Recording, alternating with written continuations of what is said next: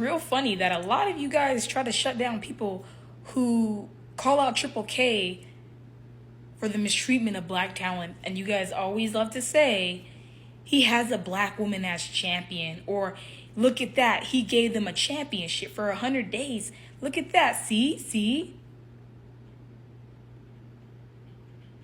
For example, you guys kind of sound like this is something you guys would say. I'm not a racist because I have a black friend. That's basically what you guys describe yourselves as when you guys say stuff like, oh, well, Triple H is not a racist.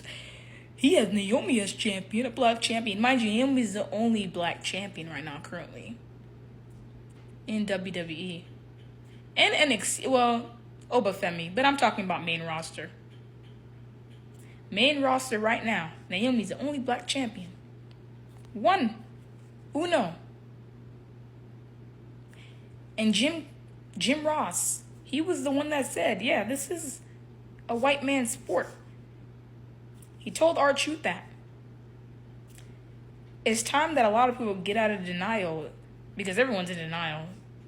All of a sudden, oh, we don't see what you're saying. All of a sudden, always bringing up race. It's time to talk about it. We're going to go down this list here. Street Profits. Y'all tried to tell me, oh, at least they got the championship for like 100-something days. So, what did they do with the reign? Mind you, Street Profits, when they have the tag titles, they even get featured on a PLE. Not once with the tag titles. 18 months since SummerSlam this weekend, they were on a PLE. 18 months. They proceeded to give them a Dookie reign with Dookie feuds, barely featuring them on anything meaningful at all. That's how they treated the Street Profits, someone who is so talented as a tag team. That's how they get treated. Mind you, DIY, Motor City Machine Guns, got on a Royal Rumble pay-per-view this year with the tag titles. And also, once the Street Profits dropped the tag titles and the YS6 won them, YS6 are on a PLE at SummerSlam with the tag titles, and they're retained. Let's look at Carmelo Hayes. Someone with all that talent, sitting back there and catering, not doing anything. All that talent just going to waste. Carmelo Hayes is someone who got called up with Lyra Valkyria, Tiffany Stratton, and Braun Breaker. And all three of those have become champions and are getting pushed really heavily into big feuds or into a main event push. Carmelo Hayes, on the other hand, is not getting anything. Can't even get one shot at a singles belt. Not even one. And he's small, that's why. He's small. New Day, one of the greatest tag teams of all time, are relegated to doing segments like these backstage. Can't even get a proper rematch for their tag titles. They get thrown in a number one contenders match, which they didn't even end up winning anyways. But this is what they're relegated to doing. Backstage segments doing absolutely nothing with Grayson Waller. That's what they're relegated to doing. A tag team who put their all into this business for years and years and years and years. That's what they get. And they're actually damn entertaining. That's why they're one of the greatest tag teams of all time. For a reason. R-Truth. Always been put to be a comedic act. Always. Got released. Came back. Not because of Triple Fraud or Triple K or WWE. It was because of fans. The fans advocated for R-Truth back. They brought him back. And where is Ron Killings now? Nowhere to be seen on TV. Nowhere.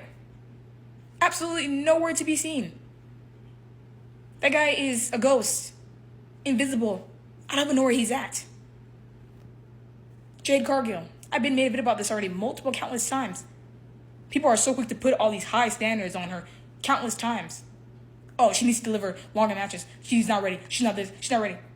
You know how many champions that came along and they're not ready? But they still have been crowned champion? Tiffany Stratton. She was never ready and never showed that she was ready. But she's a champion. She can even cut promos. Her in-ring work is actually really bad.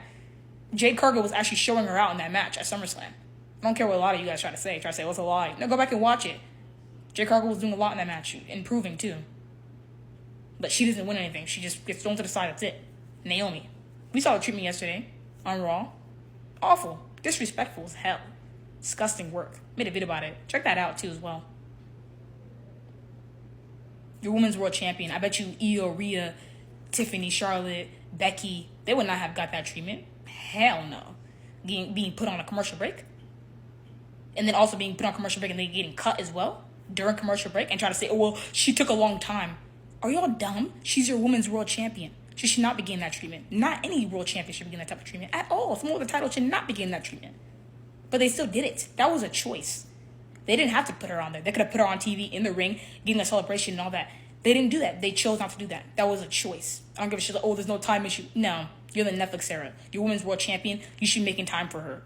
That should be your top priority. Not putting on jobber matches with Penta and freaking Grayson Waller. And on top of that, too, well, oh, Naomi needs to drop the title. Naomi needs to drop the title. Tiffany Stratton's 200-day awful reign continues. I don't see no one saying about that. Cody Rhodes, again, another reign as a babyface, which is going to go awful. I know that. A year and a half, he didn't do anything, but people are praising him as if he did anything in that year and a half reign. But y'all ain't saying, oh, take the title off Cody. No, you're not saying that. Seth Rollins, I'm glad he won. Yeah, cool for Seth. But their faction is garbage. I don't see you guys saying, oh, take the title off Seth. Nothing like that. Naomi has the best character work in the women's division currently right now. The best mic work in the women's division currently right now. And this is how she gets treated. And now she's like, oh, she needs to lose the belt to Io next Monday Night Raw, or she needs to lose the belt to Stephanie McMahon. She just won it. Y'all just showing yourself so badly. But yes, this is how Triple K books his black talent.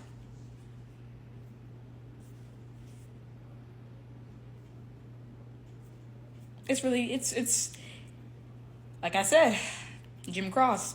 This is a white man's sport, not a black people's sport. Dominated by white people. It's insane.